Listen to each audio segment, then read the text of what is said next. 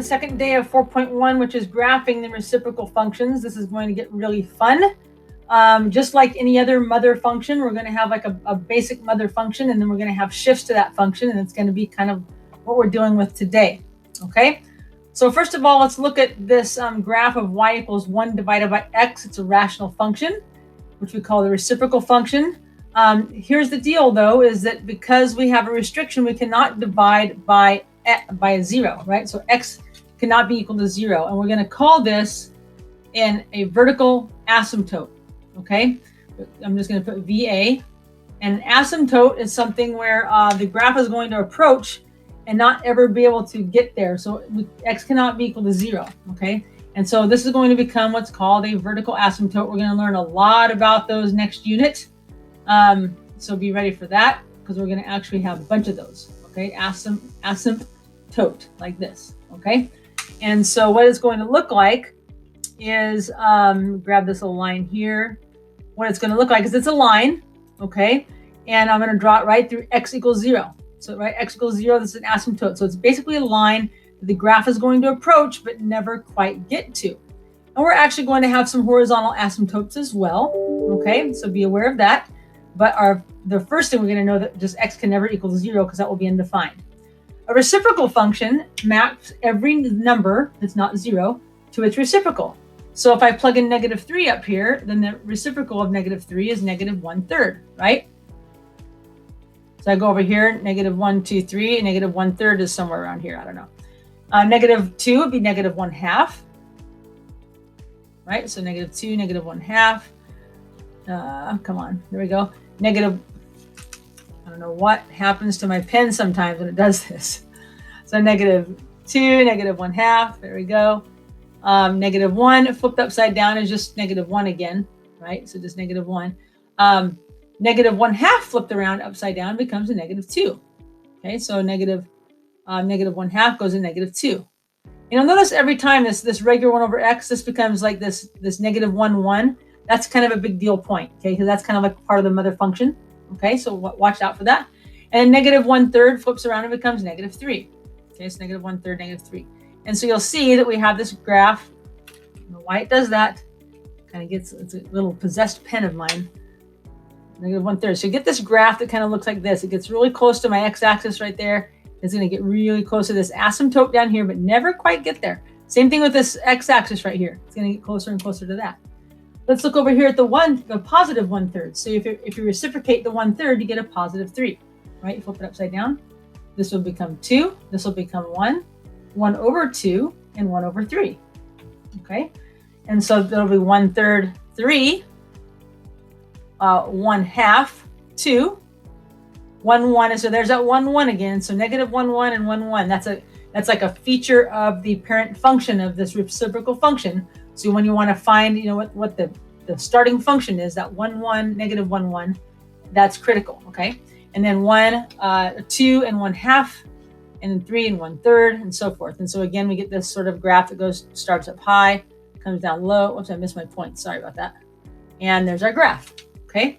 And what you'll notice is that this graph gets closer and closer and closer to the x-axis as we get further out here. Like if you plug in 1,000,000, 1 over 1,000,000 is a little tiny number, but doesn't quite get to the x-axis. You can put in, 999 million, and you're going to get 1 over 999 million. It's not quite 0, right? It's going to get closer and closer and closer to that axis and never quite get there, okay? And so that is a horizontal asymptote. We don't ever really draw those in because it's a long story. Sometimes the graph ends up crossing the horizontal asymptote. Sometimes it doesn't. Okay, so again here, you'll notice as this starts to get bigger and bigger and bigger, it's going to approach that x-axis. And same thing to the left-hand side. It's going to start approaching that left-hand side. So that's a definition of an asymptote, a line that as a graph approaches, okay, any graph approaches, asymptotes guide the end behaviors of a function. So notice how each of these asymptotes guide this, where this end is going to go here, where the end is going to go up here. Same thing over here. Where is it going to go over here? Where is it going to go over here? Okay. And I kind of wanted to show you back here. I want to open up this Desmos function here, the Desmos graph, and just kind of show you really quick. It opens up for me. what this graph is, what it looks like over here. If I get closer and closer and closer, okay? Okay, so right here, we're going to try to graph this function, y equals 10 over x. So how is this different? How does this 10 affect everything? Well, let's plug in, I kind of put in, numbers that work with 10 really well. And so what is negative 100? 10 over negative 100, that ends up being, 1 over negative 10. So it ends up being, over here, ends up being negative 1/10, right? And if I plug in negative 10, it goes 10 over negative 10, which is negative 1. 10 over negative 5 gives me a negative 2. And 10 over negative 1 gives me negative 10, right? So I can plug all those in. Negative 100 is going to be tiny. 10 is going to give me negative 1, or excuse me, negative 10, negative 1, sorry. Negative 5, negative 2, negative 1, and negative 10, like this. If I could plug in 2, 10 divided by negative 2 would give me 5, right?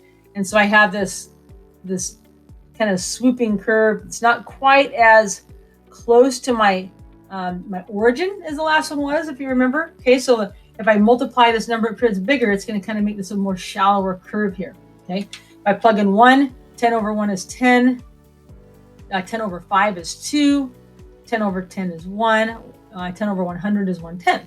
Okay, so again, I have 1/10, 5 and 2, and I get 10 and 1, and of course the next biggest one. If I plug in 2 in, 10 divided by 2 is 5, so I get one more point here as well.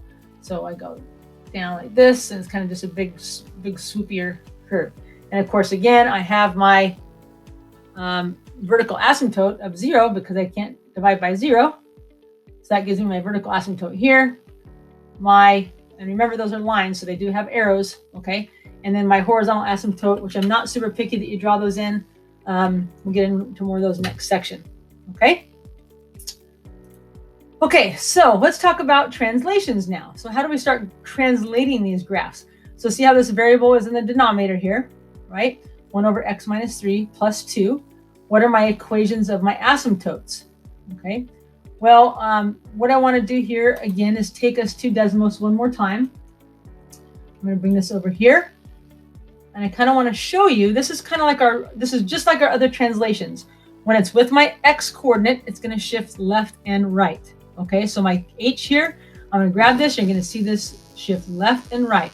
So if I go over, if h is positive 2, so it's x minus 2, right? So that means it's x minus 2, which means it shifts positive 2. So remember, it's always going to be the opposite sign, okay?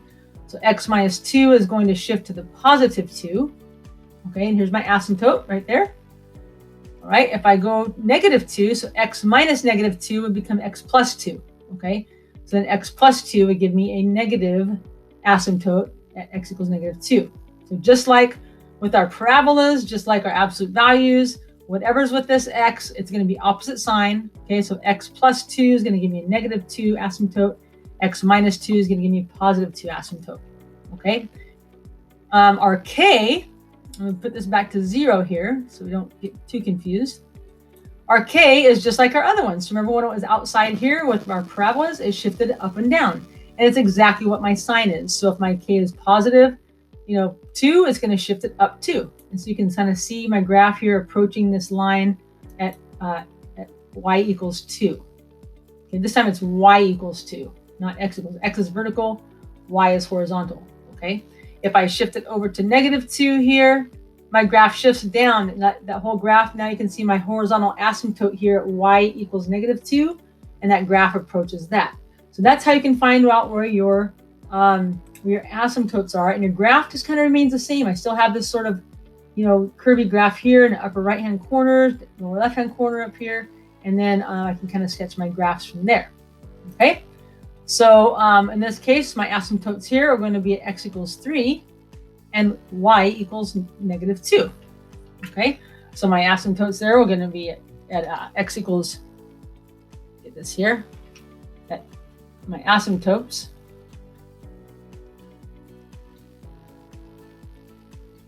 are going to be at x equals 3 Okay, so it's just the opposite sign.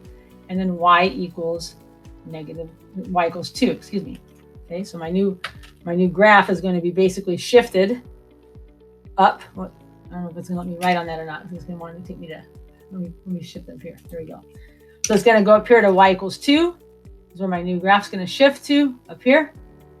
My vertical one is going to be at 3, x equals 3.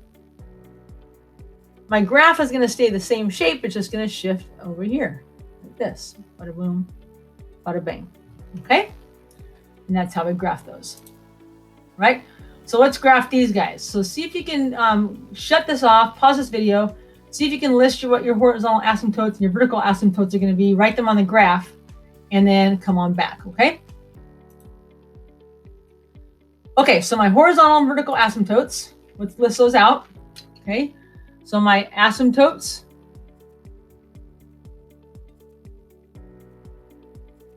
those are going to be right here. It's going to shift left 2, right? So x is going to be equal to -2. That's going to be one asymptote. And y is going to be equal to this -4. Okay, so I can write those in. So x is equal to -2. So boom, boom, boom, boom, boom, right here. There we go. Okay, y is equal to -4. So I'm going to come right here and put my -4 asymptote in. Now I only have a 1 right here. So this 1 means that my graph didn't change much, right? So I have this, if this is like my new origin, I have that 1, 1, there's that 1 right there. There's a -1, 1 right there, basically. And so then I can come down here and basically just kind of sketch my graph. I missed my point again. And then come over here, sketch my graph like this. And when those start changing, you have to kind of start doing something different with your graph and plugging some points in to make sure you have the right coordinates and so forth. But we're just going to give you some basic graphs. This is like sketching a graph. We're not going to be perfect. We're sketching the shape of these graphs and knowing where our asymptotes are. Okay? All right. So this is kind of the basic where our translations are and the basic reciprocal function. And you guys have an Excel, and I will see you all in the next Zoom. Thanks so much. Bye-bye.